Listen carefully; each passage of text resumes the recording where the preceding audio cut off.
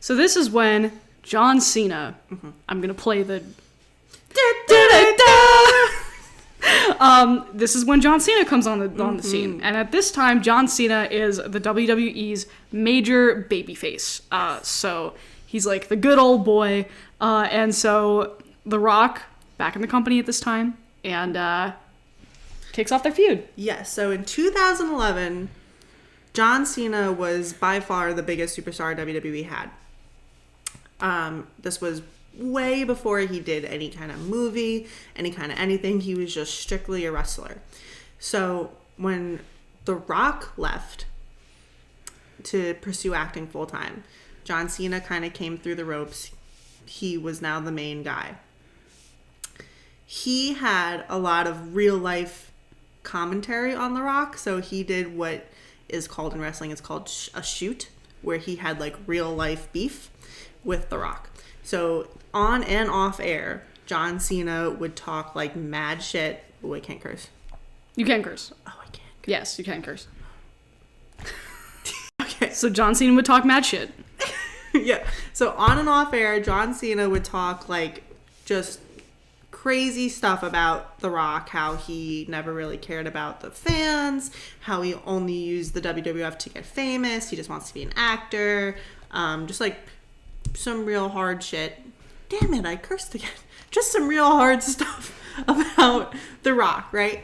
And it was real. Like John Cena was really beefing with The Rock. The Rock was really beefing with John Cena. So in Vince McMahon's twisted mind... I just want to say, there are literally several notes throughout this whole section that say, I hate you, Vince McMahon, in parentheses. I hate you, Vince McMahon.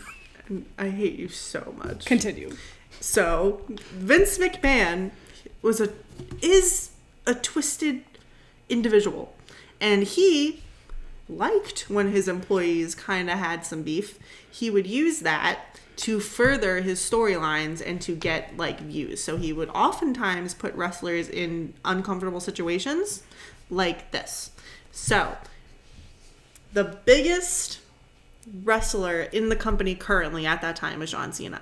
And Vince McMahon's biggest wrestler possibly ever to break into the mainstream, The Rock, were feuding. Vince McMahon saw dollar signs and he decided that that was going to be an excellent feud and to make it into a storyline for us to watch over months on our TVs. So this leads into something called the once-in-a-lifetime match, which is not exactly a once-in-a-lifetime match. It is not. This starts what fans now call it the once-in-a-lifetime match Volume 1, where in 2011, all the drama was blasted all over Twitter, like mainstream media outlets were reporting on like John Cena and The Rock's real life beef and they're gonna fight, and they say all this stuff, and they were like showing all the different promos week to week. It was all culminating to leading up to their WrestleMania match, which is important. The 2012 WrestleMania main event match directly affects 2025 WrestleMania. Get into that a little later. But so that was the once-in-a-lifetime match. It was hyped up for months. I remember watching it, and just every week they were just talking about how it's going to be a once-in-a-lifetime. Like, never going to see these two titans of the industry, of these two, like, stardom powers are ever going to fight again. Hyped up, hype up, hype up. They have their match at WrestleMania. Volume 1. The next year, the main event of WrestleMania is the once-in-a-lifetime match from the year before, The Rock versus John Cena. So fans now refer to that match as a once-in-a-lifetime match, Volume 2. Okay. So the scoreboards was The Rock won first match, Volume 1. Cena wins Volume 2. And their beef is kind of squashed. The Rock kind of leaves the company again, pursues his acting, does 1,010,000 movies. And then you might be thinking to yourself, Cena is also in 1,017,000 movies.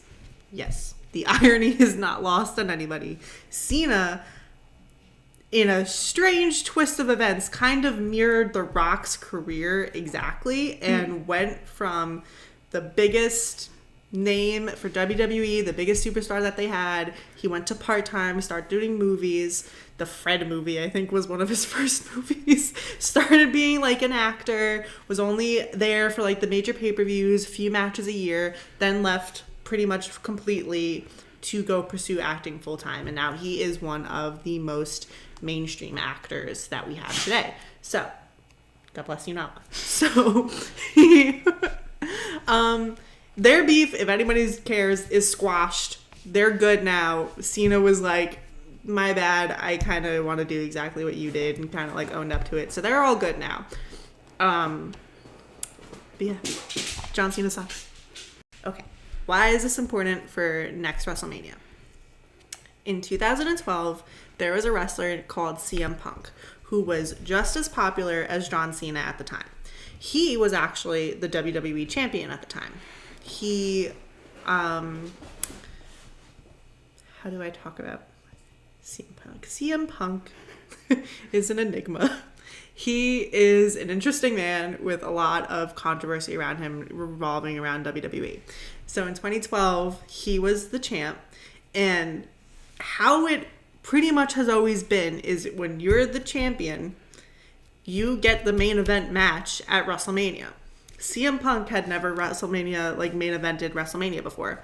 That was supposed to be his main event WrestleMania against Chris Jericho, where he defended his WWE title.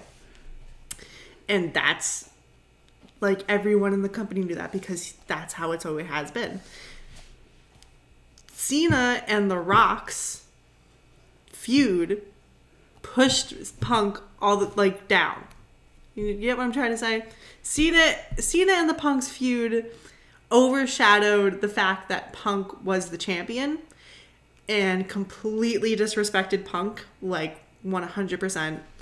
And so Punk and the Jericho match, that wound up being the second to last match on the card. So it was the co-main event where he defended his title, won his title, but he wasn't the main event of WrestleMania. And there was so much happening between Vince McMahon and CM Punk at the time. That was just like the icing on the cake. That's a whole other video. It was crazy. So CM Punk wound up leaving the company soon after that on super, super, super bad terms. Like, buried the company for 11 years after that. Like, he truly just ripped the company to, and like, there would have been so much more that you could tell me would happen before CM Punk going to WWE. I would believe you. You know what I mean? 2025, CM Punk is back at WWE. CM Punk, Vince McMahon left WWE. Paul Levesque, Triple H, is now the main guy of WWE. He's the head of creative for WWE. So CM Punk left AEW, went back to WWE. That alone is like insane. CM Punk burned a lot of bridges on his way out of the company. So he has like a lot of really highly anticipated matches that a lot of people want to see him in. And a lot of people are thinking he should be in a position to main event WrestleMania, to finally get his main event match for WrestleMania.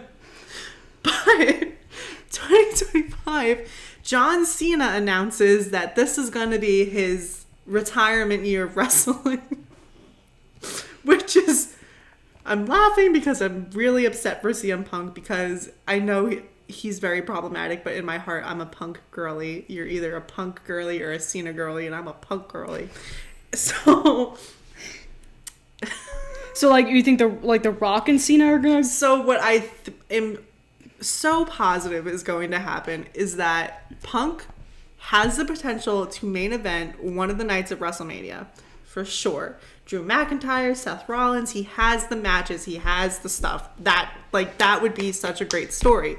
But because John Cena claims that he's retiring this year, and because The Rock is now a major stakeholder in the TKO brand, and he's on the board of directors for the TKO brand, and he keeps inserting himself into places where he really shouldn't be inserting himself into in WWE, what everyone is thinking is that The Rock and Cena are going to come back for the third once-in-a-lifetime match. Remember, they're 1-1.